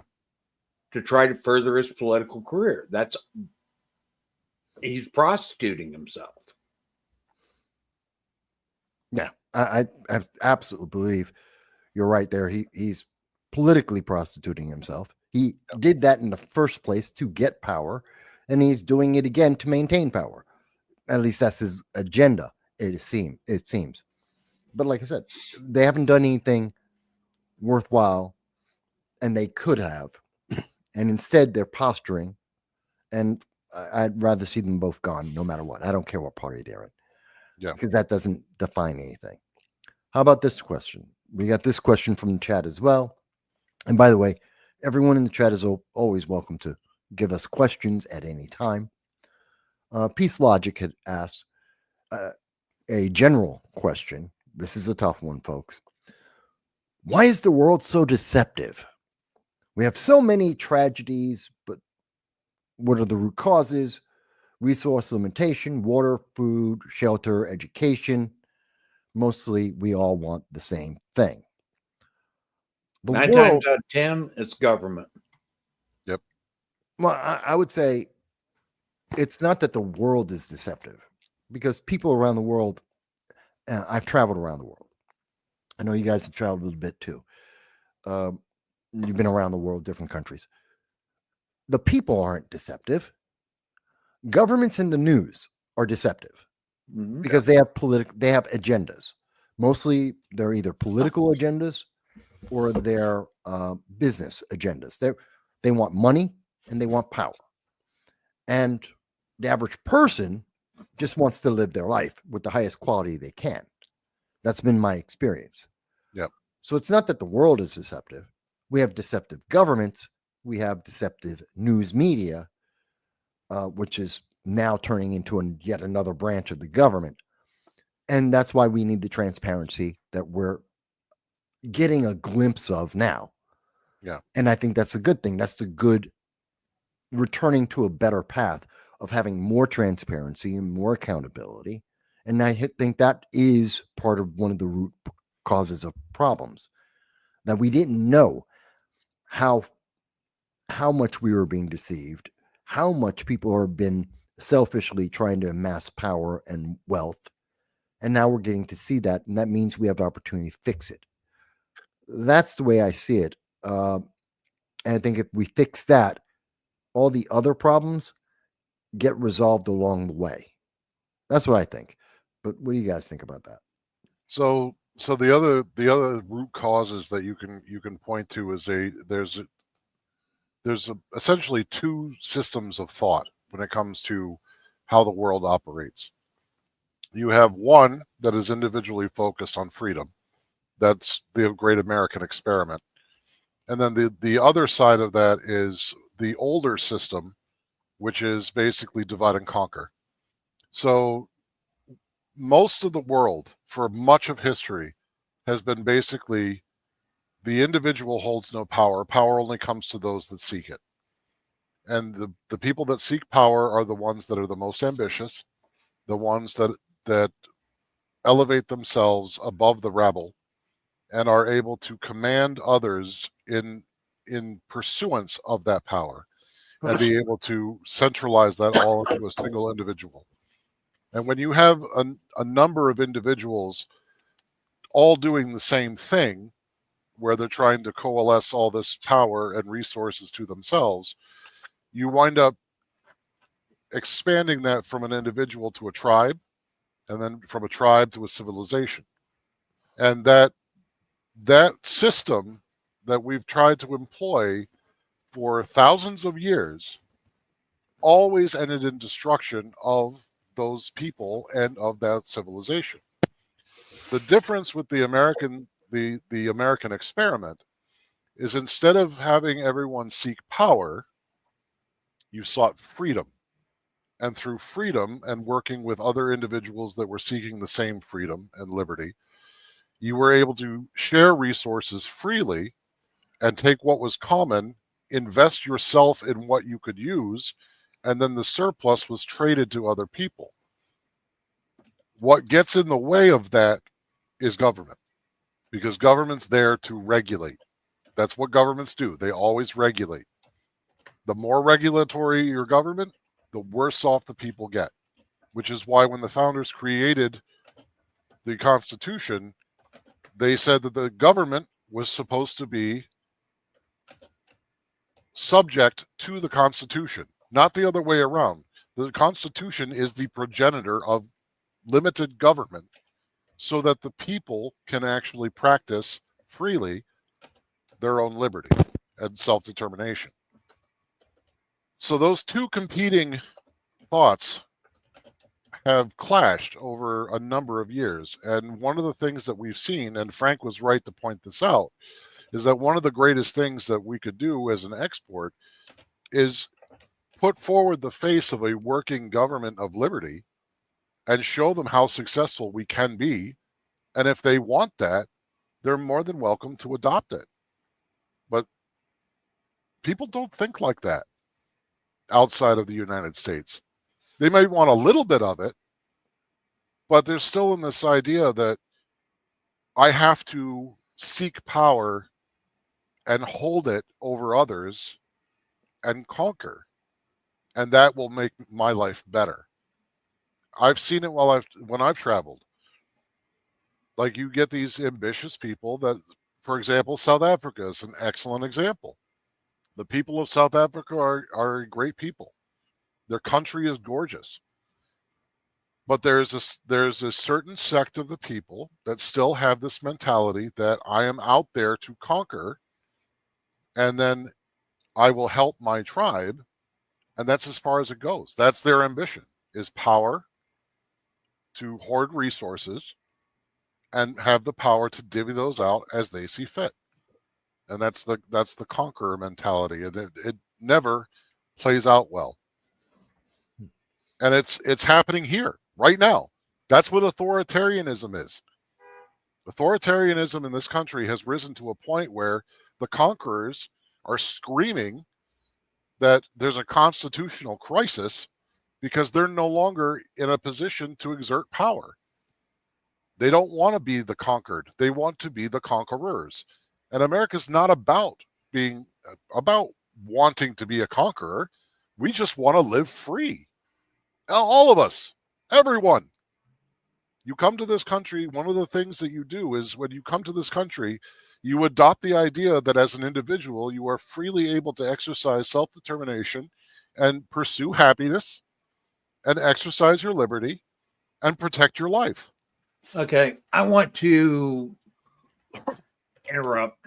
Okay, because we can go on with that for hours. Yeah. I see Joanne Patterson. Okay, she said here that I don't think we need to spend any more money anywhere till we get this country put back together. We can't rebuild North Carolina, but we can build Gaza, huh? That's true. Well, here's my thing. Okay. I don't think we should be doing either. I don't think the federal government should have went into California and rebuilt after the wildfires. Okay, because right there is a key telling point of states getting favored because of their political leanings. Right. And that was one of the Okay, last the acts of the federal Biden government wasn't supposed to go in and rebuild states. Okay, other states could go in and assist other states if they chose to, but the federal government wasn't supposed to do that. That wasn't its role. That wasn't its mission.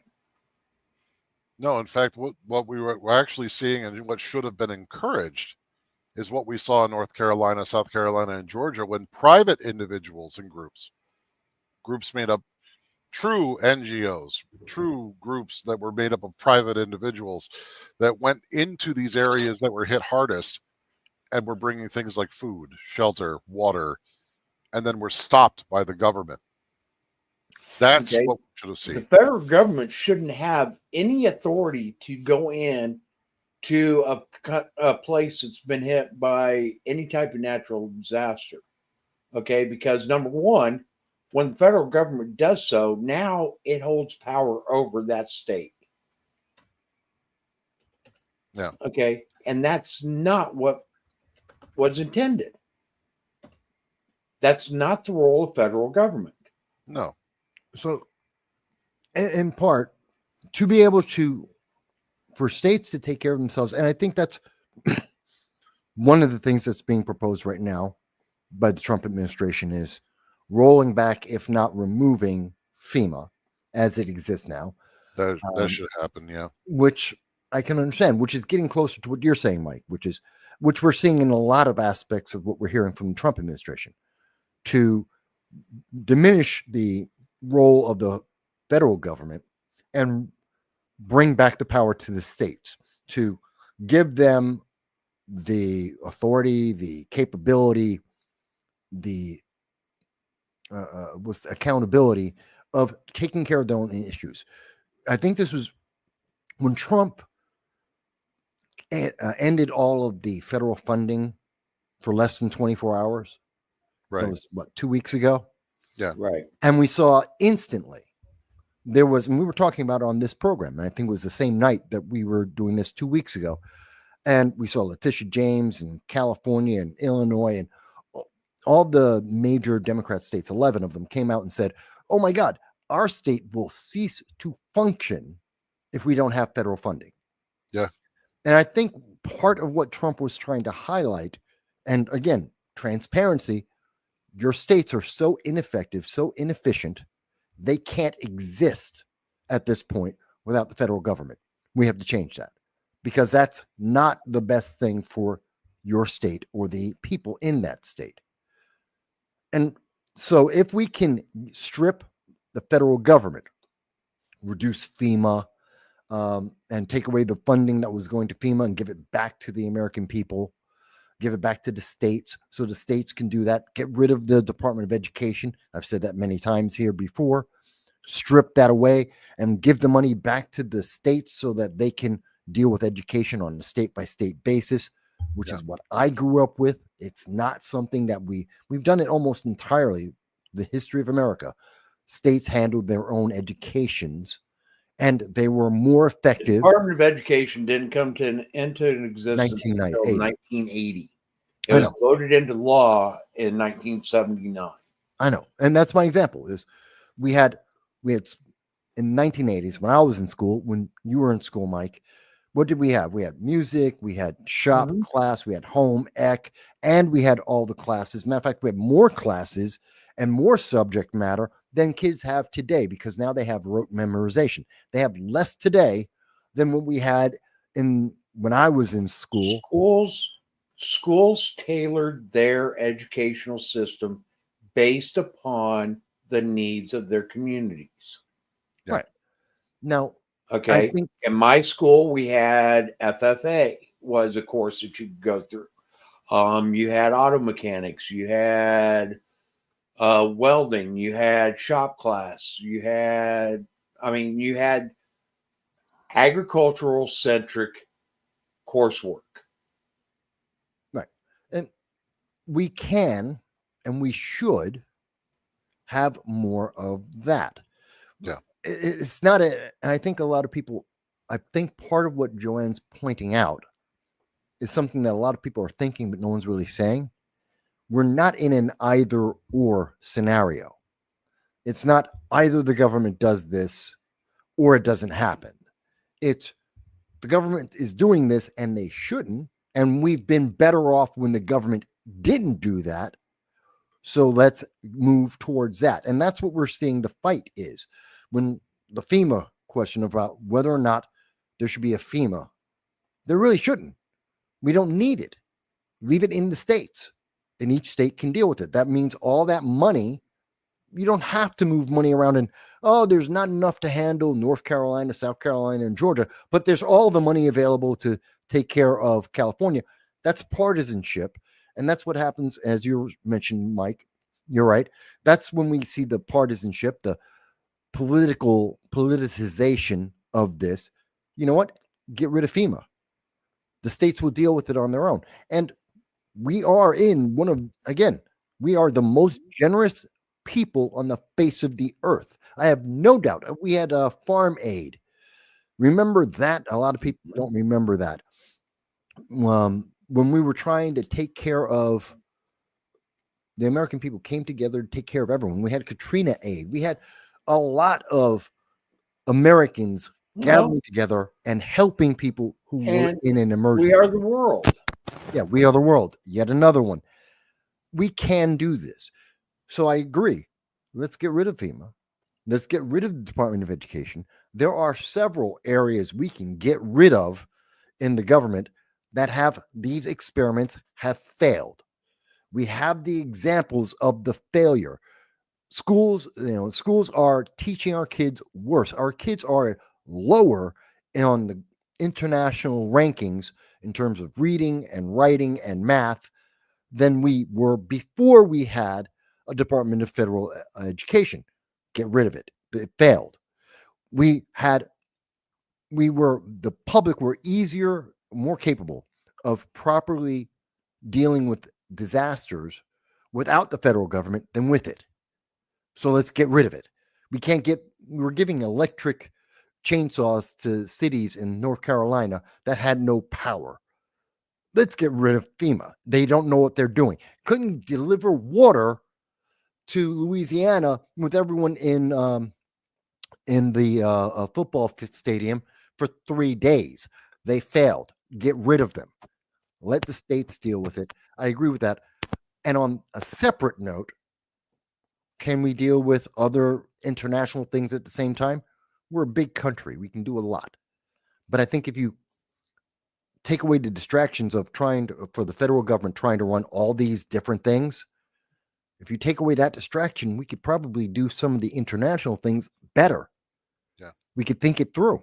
We can do two things at once. It's not an either or. We can do both. And if we get less government interference, we do them all better. That's what I think generally. I mean, one of the biggest problems that we're going to be facing as a country domestically is the fact that we don't have a lot of people replacing folks in the trade. Electricians, for example. I'm a residential commercial electrician, and the amount of men and women that are going into the field is 2 for every 6 that are retiring. We're not going to have electricians except in very sporadic amounts all over the country. Why is that? Well, it's that way in every industry. Yeah, but why is that? Well, it's because a lot of the education isn't pushed to learn a trade, even though trades make great money. Your skills will take you really far. I mean, Mhm. auto mechanics, for example. Do you know how much have you? When's the last time you took your car to the mechanic? Now you got to be a little bit of a computer programmer to work on your car, but I mean, for the most part, you're talking $155, I think, an hour in the state of New York for labor, just for labor. That's not including the parts. $155 an hour. A master electrician can command anywhere between $95 to $125 an hour. Put another way, they're doing about electricians, plumbers, carpenters, craftsmen earn, I believe the average is, depending where you are in America, somewhere between 85 and $250,000 a year. This is also dependent on how much experience you have and how long you've Right. been doing it. But the average across America, depending on where you are exactly, is somewhere between 80,000 and 250,000. That is easily middle class for almost anywhere in America. Yeah. You can Some live a plumbers are very good making life. 6 figures, Grace. Not all. Yeah. Yeah. Now, Okay. As- Again, it depends on their skill level, skill set, their experience, etc. I'm about the level of a second year apprentice when it comes to electrical work. Like I could do the work, I'm just not the fastest at it. But anybody above me, like if I were to join the Brotherhood of Electrical Workers Union or whatever, even at a low point, if I managed to make it to a journeyman, I would be $55 an hour for someone to do the same level of work.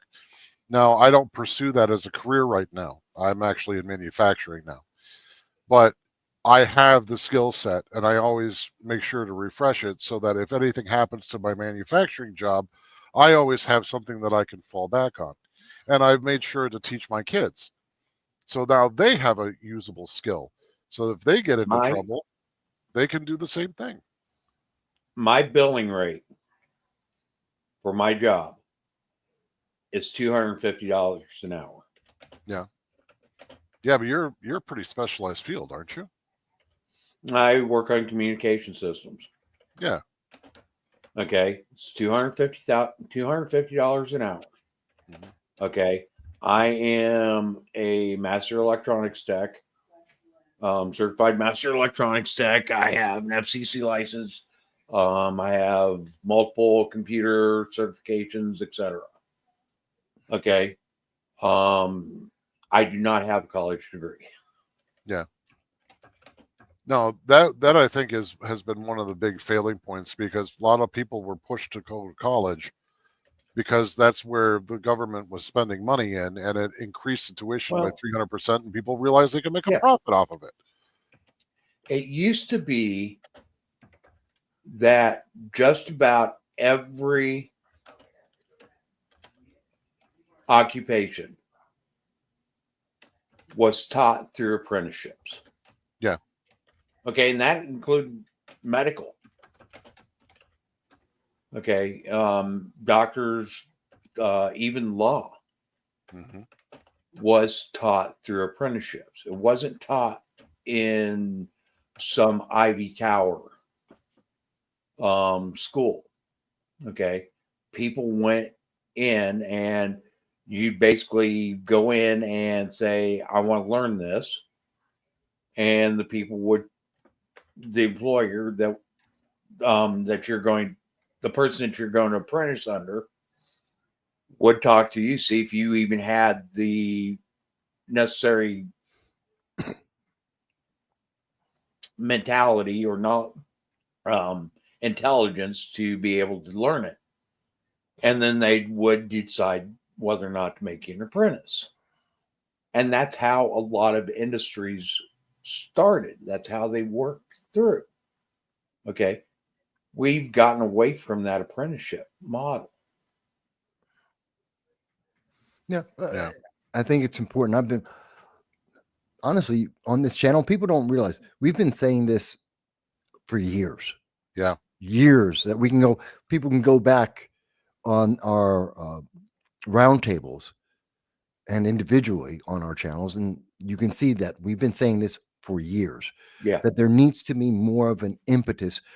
And I really did not agree with when Obama, when he said we are going to transition America into a service economy. That was like the worst decision after That's why our GDP, that's why he believed that GDP couldn't exceed 1.3% per year.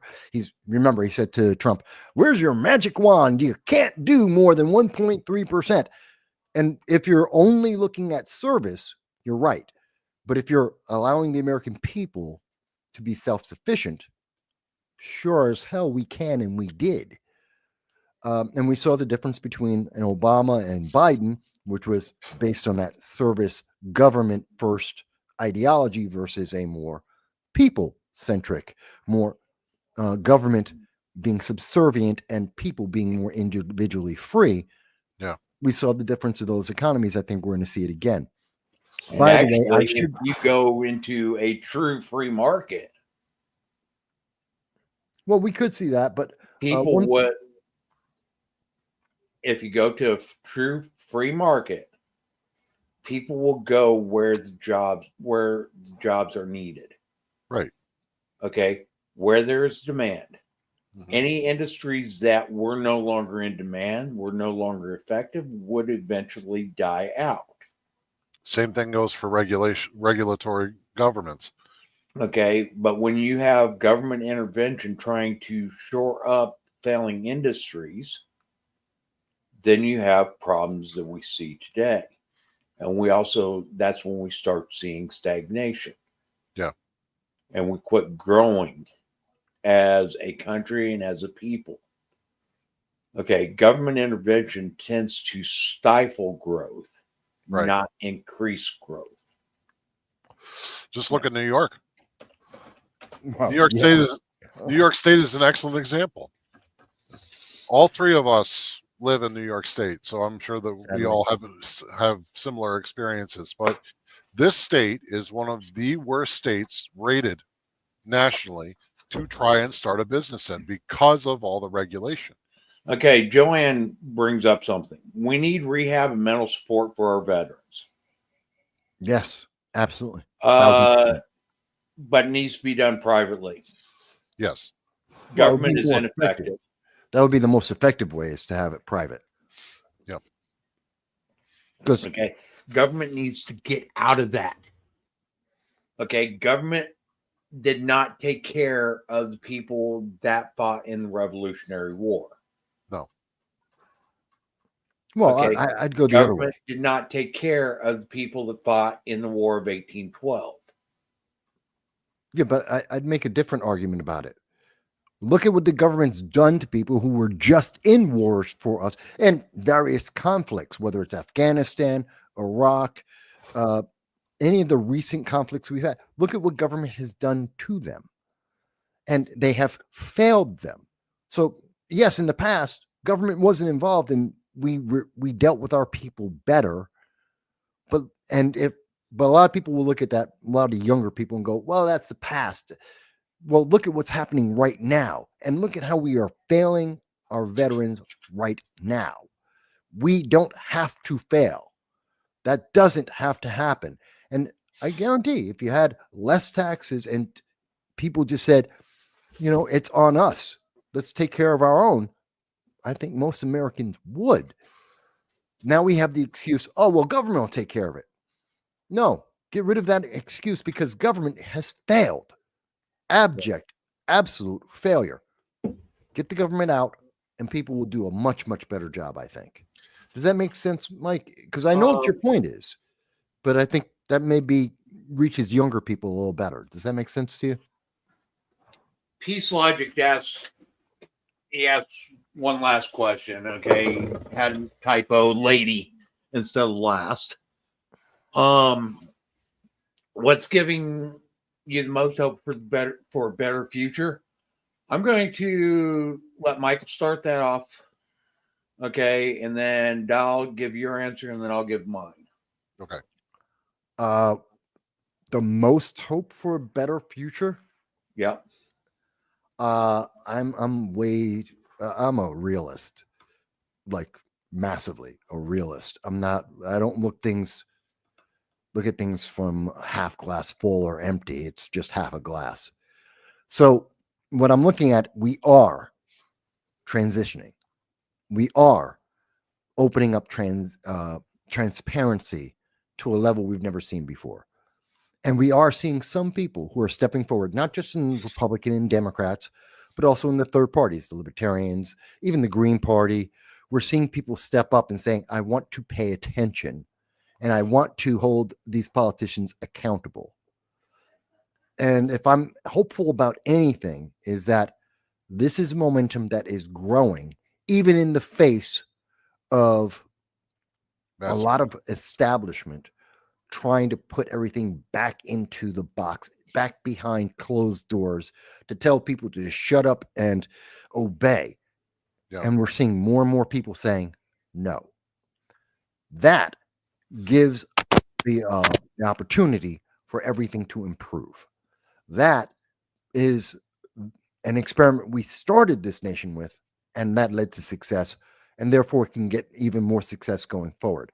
If anything I can say I'm hopeful for is that the American people are becoming involved, and that equals freedom for everyone and global stability as a side effect.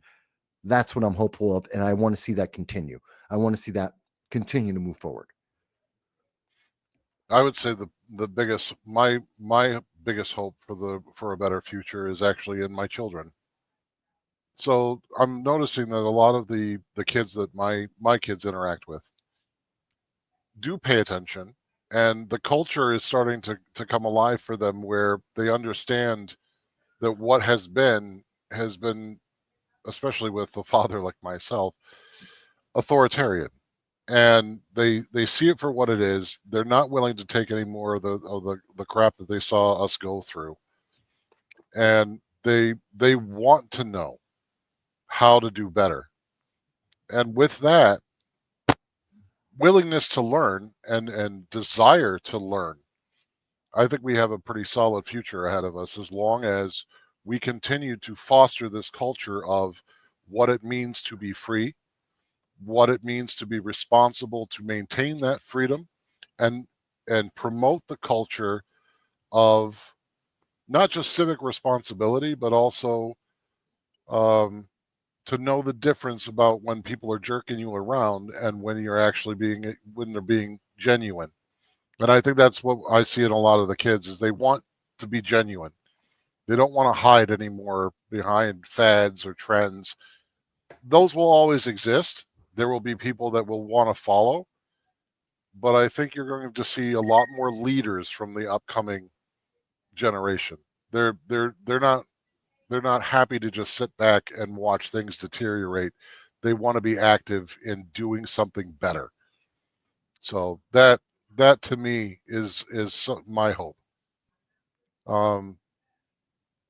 Besides that, I mean, I'm still around, and I hope to live to see that, and I think I will, and that gives me hope.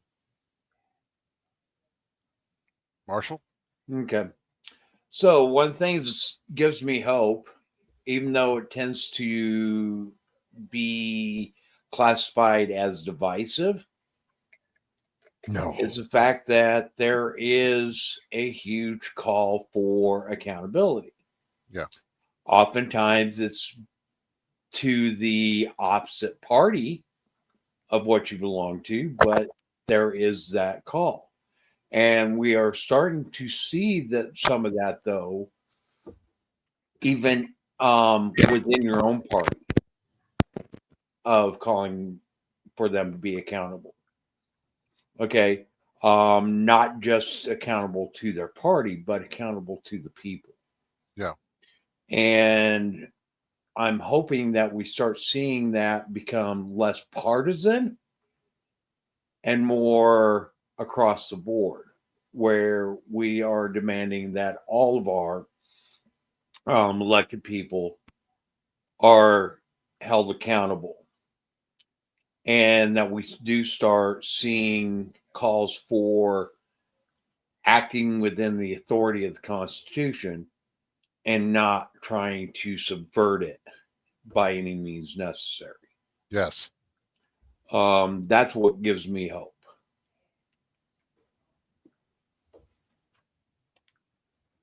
Cool. Always good to Okay. have. So with that, we're going to go ahead. We're just over 2 hours, so we're doing pretty decent on time. So I'm going to go ahead and start wrapping things up. Folks, do us a favor. Help us get the word out. Help us spread this message of liberty, of freedom. Okay? We are a government of we the people. Absolutely. And that is what we have to get our country back to. Okay? You hear a lot of calls from the left saying that we didn't elect Elon Musk. Well, the people called for what he is doing. They called for change. It is time for us to start standing up for ourselves, though, and creating the change that we seek. And the only way we can do that is by holding our government accountable. And one of the easiest ways to do that is by joining and supporting constitutional first organizations. Cato Institute, 10th Amendment Center, Liberty First Foundation. Okay. In fact, you can help support us by becoming a member. You can find that information at L1F.us membership drive. Become a member. Help us get the word out. You can also like, share, comment. Help us get the word out that way. Tell people about us. Tell them about our live streams. We are here every week, 8 p.m. Eastern Time, every Wednesday night. You can find us on Facebook, YouTube, just about all the social media platforms. Guys, help us get the word out. Thank you, everybody. Thank you for all the comments. This is a great conversation tonight in the chat. We do appreciate everybody that does join us in the chat and offers insight. We'll be here again next week. Thank you, everybody. See ya.